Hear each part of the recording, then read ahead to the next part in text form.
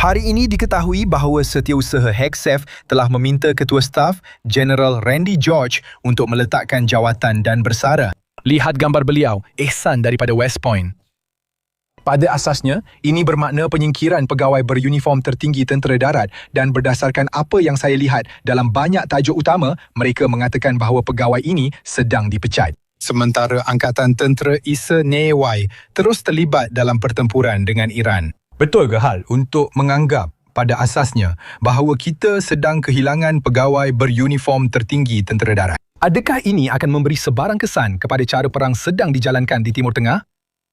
Saya tidak fikir ia akan memberi banyak kesan. Tentera darat tidak mempunyai peranan utama dalam apa yang kita lakukan di sana. Mereka terlibat sudah tentu, tetapi tidak sebanyak cabang-cabang lain. Semasa perang, jeneral-jeneral berpangkat tinggi sering dipecat. Lincoln sebagai contoh sangat terkenal kerana memecat. Dia telah mencuba beberapa jeneral sehingga memilih Ulysses S. Grant untuk menjadi jeneral utamanya. Mereka tidak melakukan apa yang dia perlukan. Jadi dia mencari seseorang yang boleh melakukannya dan Grant berjaya. Jadi perkara ini berlaku dalam peperangan. Kita sering melihat jeneral dipecat sepanjang masa. Begitu juga dengan Laksamana. Dan saya ingin menyebut bahawa pentadbiran ini sudah memecat kira-kira sedozen jeneral dan Laksamana. Secara terkenal, penerusi Ketua Turus Bersama C.Q. Brown telah dipecat. Ketua Operasi Tentera Laut Lisa Franchetti telah dipecat. Dan kemudian Ketua DA telah dipecat dan Timbalan Ketua Tentera Udara juga telah dipecat. Ini berterusan tanpa henti sebagai ketua kanan dan pegawai berpangkat tertinggi dalam cabangnya. Anda perlu mempunyai hubungan yang baik dengan ketua-ketua lain dan juga dengan setiausaha pertahanan atau setiausaha perang. Dan dalam kes ini,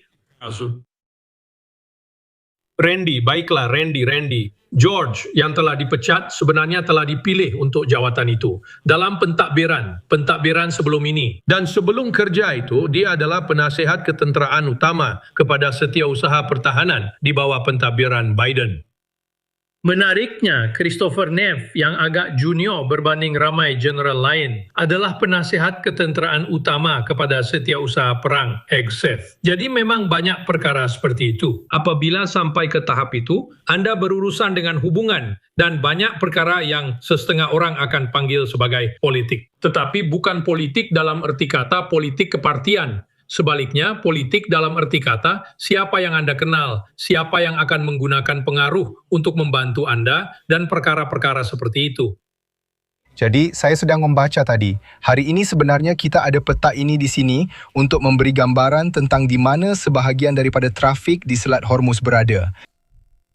Saya percaya ini akan dikemas kini dari semasa ke semasa. Jadi, pada asasnya, ia memberi kita gambaran umum tentang bagaimana keadaan trafik. Malam ini, saya baca bahawa kira-kira 40 negara telah berbincang tentang tindakan bersama untuk membuka semula Selat Hormuz dan menghalang Iran daripada, dalam tanda petik, mengekalkan ekonomi global. United Kingdom yang menganjurkannya, nampaknya hal. Jadi, apakah cara yang paling muktamad dan berkesan dalam jangka masa panjang untuk 40 negara ini mampu mengubah idea awal itu? Dan pertemuan pertama ini adalah sebahagian daripada siri tindakan yang praktikal dan konkret. Saya bayangkan semua orang bersatu dalam satu pasukan petugas bersama untuk memastikan Selat Hormuz sentiasa terbuka. 40 negara ini mempunyai banyak kapal penyapu ranjau. Dan jika Anda lihat pada peta itu, Anda akan sedar bahawa memang ada trafik di titik tertentu itu. Anda tahu, di hujung sana, di hujung Pulau Kishim, di atas sana, dekat dengan Bandar Abbas, Anda akan nampak kapal-kapal. Ia seperti pondok tol yang dibuka oleh orang Iran. Mereka mahu kapal-kapal lalu di pulau-pulau di selatan Hormuz itu, bayar yuran sebanyak $2 juta dan teruskan perjalanan. Apa yang tidak nampak ialah di situ terletaknya laluan laut antarabangsa, di mana biasanya akan ada trafik, tapi kau tak nampak apa-apa di situ. Persoalan di fikiran ramai orang ialah, adakah laluan laut itu dipasang periuk api? Sebab itulah orang Iran tak mahu sesiapa pun lalu di situ. Dan itu akan mengambil masa. Ia akan menjadi kerja yang panjang dan teliti, tetapi akan memerlukan banyak kapal penyapu periuk api, sesuatu yang tentera laut hanya ada dalam jumlah yang sedikit. Bersama-sama, negara-negara ini mempunyai beberapa kapal penyapu periuk api dan memiliki sumber daya laut serta udara penting lain yang akan menjadi asas kepada pasukan tugas bersama, misi untuk memastikan kawasan itu sentiasa terbuka. Tetapi ada beberapa tindakan persiapan medan pertempuran yang perlu dilakukan terlebih dahulu. Dan beberapa negara sangat menegaskan bahwa mesti ada gencatan senjata, sama ada secara rasmi atau secara de facto. Tetapi mesti ada suatu bentuk penghentian keupayaan tempur anti kapal yang aktif. Jadi, satu perkara, Presiden Trump memuat naik ini lebih awal hari ini. Dia berkata, jambatan terbesar Iran runtuh dan tidak akan digunakan lagi. Banyak lagi akan menyusul. Sudah tiba masanya untuk Iran membuat perjanjian sebelum terlambat. Dan tidak ada apa-apa yang tinggal daripada apa yang masih boleh menjadi sebuah negara yang hebat. Ini adalah tangkapan skrin, kami ada video yang dia muat naik. Baiklah, di sini mari kita mainkan. Ia pendek, menunjukkan sebuah jambatan yang terbakar dan anda boleh nampak api di situ. Tanpa grafik, anda boleh nampak ia mula runtuh dan roboh dengan cepat, sekurang-kurangnya sebahagiannya. Jadi, Raul, saya tahu kerajaan Iran telah memberi respon terhadap situasi jambatan ini. Apa yang anda sedang ikuti di sini? Itu adalah sebuah jambatan yang sangat besar yang menuju ke barat Tehran, menghubungkan ke sebuah bandar besar yang lain. Ia adalah satu laluan komunikasi yang penting. Ia adalah laluan logistik dan ia baru saja siap, saya rasa 1 atau 2 tahun lepas, sudah tentu. Ini adalah satu tamparan yang amat dahsyat kerana itu adalah jambatan yang paling cantik, yang terbesar di Iran. Sekarang setakat yang saya faham, orang Iran sedang menyasarkan jambatan di sekitar negara-negara Teluk dan yang lain yang mungkin boleh diletupkan. Dan yang terlintas di fikiran saya dengan segera ialah sebuah jambatan yang menghubungkan Arab Saudi ke Bahrain. Saya pasti mereka akan cuba menyerang yang itu. Tapi apa maknanya? Ini adalah serangan besar pertama terhadap infrastruktur kritikal sejak Presiden Trump malam tadi bercakap tentang mengebom Iran. Kembali ke zaman batu. Ramai orang cuba memahami apa maksudnya membawa mereka ke zaman batu. Seperti yang kami sebutkan, IWAS telah membangkitkan isu ini beberapa kali dan kami sedang menelitinya. Menyerang loji tenaga mereka, dan jika kita menyerang loji tenaga mereka, ini secara efektif menamatkan penggunaan teknologi moden. Di Iran, mereka akan menghadapi kesukaran besar untuk mengaktifkan semula loji-loji tersebut. Sebaliknya, orang Iran akan cuba mengebom stesen jana kuasa, loji penyahgaraman dan infrastruktur lain di Teluk Parsi. Tapi ini kali pertama kita buat sesuatu macam ni. Adakah ini menjadi amaran bahawa kita memang serius? Kita akan menyerang infrastruktur kritikal. Walaupun undang-undang antarabangsa memerlukan tujuan ketenteraan, fokusnya adalah pada infrastruktur kritikal. Apa itu? Raul, kau tahu, ada satu lagi perkara yang saya nampak dilaporkan dan ia berkaitan dengan Yaman. Nampaknya kita sedang mendengar laporan bahawa orang Israel telah mengenal pasti sebuah peluru berpandu yang dilancarkan ke arah Israel dari Yaman. Pengumuman ketenteraan itu datang sejurus lepas amaran peluru berpandu dari Iran. Anda tahu, mari kita bercakap tentang Houthi. Awak dan saya sudah banyak kali bercakap tentang mereka dalam beberapa tahun kebelakangan ini. Mereka tidak aktif untuk seketika. Apabila minggu-minggu pertama perang ini mula berlaku, kami menyedari peningkatan yang lebih ketara dan berpanjangan dalam aktiviti mereka. Baru-baru ini, pada tahun lepas, pentadbiran Trump telah melancarkan usaha habis-habisan untuk menyerang Houthi, menyasarkan kedudukan mereka, peluru berpandu balistik dan drone, hampir semua yang boleh dibayangkan.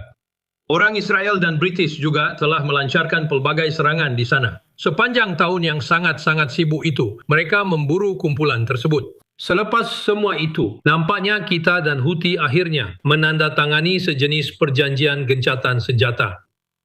Persoalan besar sentiasa sama ada mereka akan berpihak kepada Iran dalam perang semasa ini. Seperti mana Hizbullah campur tangan, sama seperti milisia Syiah di Irak campur tangan, apa yang akan dilakukan oleh Houthi? Kerana ini mempunyai kesan langsung ke atas satu lagi titik sempit maritim yang kritikal, iaitu Selat Bab al-Mandeb. di mana Anda perlu lalui jika Anda mahu menggunakan terusan Suez dari Mediterranean ke Lautan Hindi. Jadi ini memang sesuatu yang sangat penting.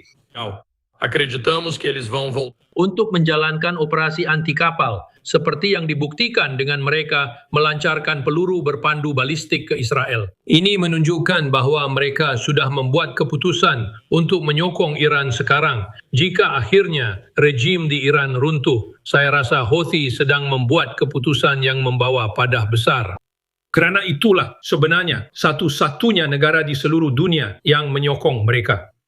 Itulah satu-satunya sumber wang, senjata, peluru, apa saja yang Anda boleh bayangkan. Semuanya datang dari Iran. Jadi, jika mereka tidak mendapatkannya dari Iran, mereka akan menghadapi banyak kesukaran untuk bertahan, seperti apa sahaja. Terutamanya jika ZEWA, Arab Saudi dan negara-negara lain memutuskan untuk campur tangan bersama kerajaan Yaman untuk mengejar mereka secara berkoordinasi. Kami bercakap kira-kira 24 jam yang lalu, sejurus lepas ucapan Presiden Trump. Dia berucap kepada rakyat pada waktu perdana malam tadi membincangkan hala tuju perang. Kami sedang bersiaran dan juga bersama Ben Hamad dari FDD mengulas bahawa sebenarnya kami tidak mendengar banyak maklumat baru malam tadi. Banyak perkara yang kami dengar malam tadi adalah topik yang telah pun dibincangkan oleh Rumah Putih atau maklumat yang telah didedahkan oleh media. Sebelum ucapan itu, telah berlalu 24 jam. Raul, adakah terdapat sebarang kesan terhadap perang selepas komen-komen Trump? Baiklah, nampaknya pemerhatian kami memberi kesan. Di pasaran harga minyak naik, pasaran merosot. Tiada siapa yang mendengar rancangan konkret untuk benar-benar keluar dari perang. Jika Anda berurusan dengan komoditi seperti minyak, gas asli atau baja, Anda tidak mendengar apa-apa dalam ucapan itu yang memberi ketenangan. Dan ya, harga mencerminkan apa yang telah dikatakan. Dan perkara yang sama berlaku untuk pasaran secara keseluruhan. Mereka sedang mendengar isyarat bahwa mungkin kita akan melihat penurunan dalam produk dalam negara kasar kita, dalam produktiviti dan juga dalam pertumbuhan, katakanlah. Semua ini telah tercermin. Pasaran telah bersuara dengan lebih tegas daripada sesiapa pun mengenai perkara ini. Tetapi ini memberi tekanan yang besar kepada kerajaan untuk membentangkan sesuatu yang dapat menguatkan ucapan tersebut. Salah satu perkara yang timbul daripada itu, bagaimanapun, adalah apa yang telah kita bincangkan tentang mengebom mereka. Kembali ke zaman batu. Baiklah, itu ditujukan kepada loji jana kuasa, tetapi ia memberi kesan kepada infrastruktur kritikal secara keseluruhan.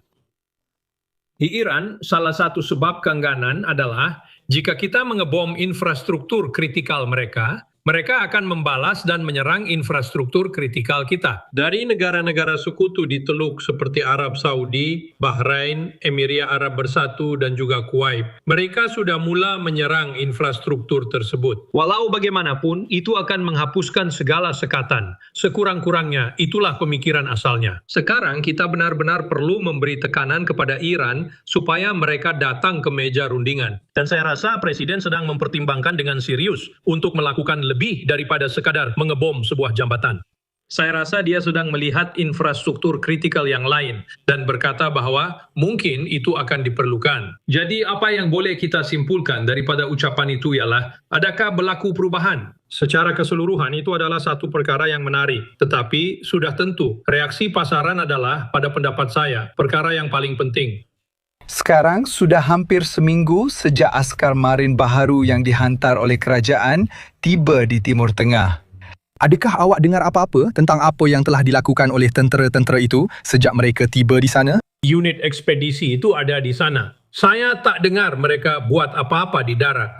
Saya dengar mereka mungkin telah berlatih dalam perjalanan ke Timur Tengah, tapi saya tak pasti sama ada itu unit tersebut atau unit lain. Apapun, unit ekspedisi Marin ke-31 ada di sana dan mereka sangat berkemampuan. Mereka ada satu batalion yang diperkukuh elemen tempur darat, banyak aset di sana, 800 hingga 900 askar, selain satu skuadron gabungan, banyak logistik, kawalan dan arahan, pasukan yang melakukan pelbagai tugas. Unit ekspedisi Marin ke-10 berada tepat di belakang. Sekarang mereka mungkin sedang menyeberangi Lautan Hindi, mengikut laluan. Mereka sepatutnya tidak jauh lagi. Dan pasukan aerotransportasi ke-82, satu elemen hadapan, Kira-kira 1,000 askar berada di sana. Mungkin antara 1,000 hingga 2,000 askar. Apa yang saya dengar ialah ini sedang disusun di Brigade Pertama Division Aerotransportasi ke-82 dengan kekuatan 2 batalion. Dan inilah jenis perkara yang anda perhatikan semasa merancang operasi aerotransportasi untuk menawan Pulau Kart atau pulau lain.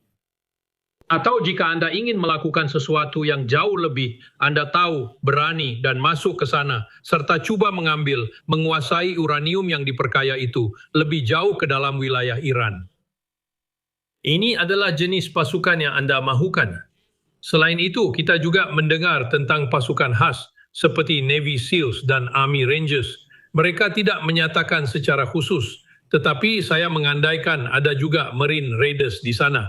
Ia juga merupakan satu pasukan yang cukup kuat. Keupayaan baharu itu sedang tiba di sana. Jika saya seorang pembela Iran di pulau-pulau Teluk Parsi atau di Selat Hormuz sekarang, saya akan berasa sangat gementar. Al Kemper ialah bekas pegawai perisikan tentera laut, penganalisis keselamatan dan hos podcast Strat apa yang akan datang di Strat AL. Baiklah, saya akan bercakap lebih lanjut tentang rantau Teluk Parsi. Saya rasa kita telah sampai ke satu titik perubahan dan saya akan beritahu apa yang perlu diperhatikan dalam beberapa minggu akan datang. Mereka akan kata, saya rasa awak banyak bercakap tentang Teluk Parsi. Memang saya bercakap dan saya akan terus bercakap tentang Teluk Parsi kerana ia adalah satu topik yang sangat besar. Satu perkara yang orang ramai tidak sedar ialah banyak negara tidak mempunyai rizab minyak yang besar. Filipina sebagai contoh sedang berada dalam keadaan darurat negara. Mereka hanya mempunyai antara 30 hingga 45 hari saja. Walaupun solat itu dibuka esok, masih ada keraguan. Adakah mereka dapat menghantar minyak ke Filipina tanpa negara itu kehabisan bahan api? Ini adalah salah satu masalah terbesar pada masa ini dan ia adalah sesuatu yang saya akan cuba selesaikan. Terima kasih atas masa anda dan jumpa lagi. Terima kasih, Austin. Baik, jadi apa yang akan kita lakukan sekarang ialah meninjau secara langsung dari kapital. Pertama, waktu di ibu negara baru sahaja melepasi pukul 10 malam. Mari kita berhubung dengan Jonathan Hunt dari Fox. Dia telah mengikuti perkembangan perang ini. Beliau membawakan laporan ini mengenai segala yang berlaku dalam 24 jam terakhir, termasuk kesan daripada ucapan Presiden Trump malam tadi. Mari kita saksikan. Kita akan selesaikan tugas ini dan kita akan selesaikan dengan sangat cepat. Presiden Trump telah membentangkan jadual baharu untuk menamatkan operasi Furia Epica dengan matlamat yang perlu dicapai dalam 2 hingga 3 minggu. Tetapi Iran membalas dengan menyerang Israel dan negara-negara Teluk menggunakan peluru berpandu. Tentera Iran memberi amaran bahawa mereka masih mempunyai stok timbunan peluru berpandu dan drone yang mana Zewa sendiri pun tidak tahu mengenainya. Pusat-pusat yang kamu sangka telah terkena itu tidak penting dan pengeluaran ketenteraan strategik kami berlaku di tempat-tempat yang kamu sendiri tidak tahu. Presiden juga sekali lagi menegur sekutu-sekutu Eropah kerana tidak mengambil peranan utama dalam melindungi Selat Hormuz. Pada hari Khamis, United Kingdom memberi respon dengan mengadakan sidang kemuncak maya mengenai pembukaan semula laluan air itu. Penutupan itu menyebabkan harga minyak melonjak, tetapi Rumah Putih menyatakan bahawa Zewa boleh menghadapi situasi sukar ini. Amerika kini menghasilkan lebih banyak minyak berbanding mana-mana negara lain di dunia. Deregulasi, pemotongan cukai, dan semua itu sedang membantu kita untuk pulih. Walaupun pakar mengatakan sukar untuk meneutralkan ancaman Iran dalam 3 minggu akan datang, Trump tetap teguh dalam perjuangannya. Walaupun perang ini mempunyai matlamat yang terhad, minggu-minggu akan datang tidak akan mudah. Jika Iran tidak membuka Selat Hormuz, Trump berkata bahawa jika tiada tindakan diambil sehingga hari Isnin, beliau berhasrat untuk menyerang kemudahan tenaga negara itu di Tel Aviv. Jonathan Hunt dari Fox News, sari kata oleh Esteves.